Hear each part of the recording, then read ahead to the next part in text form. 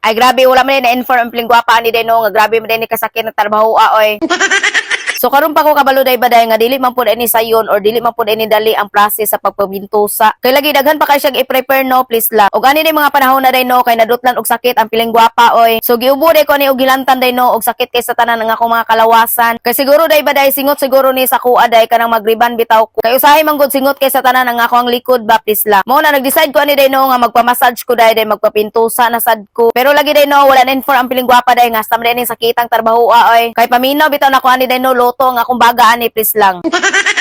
Kay lagi ba gidabdaban ang ako ang likod oy. Pero lagi daw day mao daw ni ang pinakanindot nga pamaagi pag magsakit ang imong likod ba. Mo na kay first time man lagi ni sa piling gwapa day no mo nang ignorante og gamay oy. Mo na natingala ko day no nganong sakit siya og ginit-init ba please la. Pero marag wala na ko na feel ang kainit ani day no dito na ko na feel day ang kasakit sa ko ang panit. Kay tanawa ko ng panit na ko day no grabe gisuyo og may sa baso oy. Unya pagkaugma bitaw ani day no day marag napuno ko sa chikinini ba.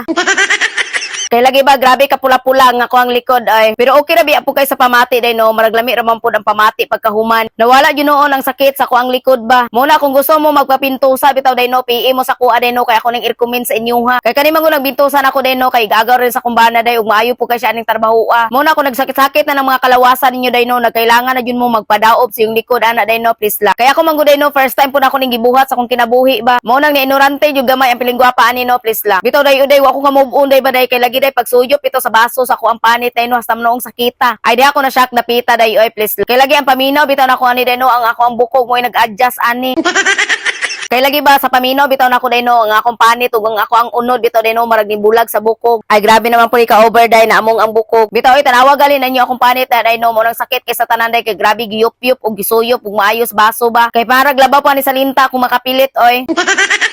Anyway, maura dito ako i-share sa inyo no, og dire ko mag-end. I'm Emerly and thank you for watching. Marang bye mo ay.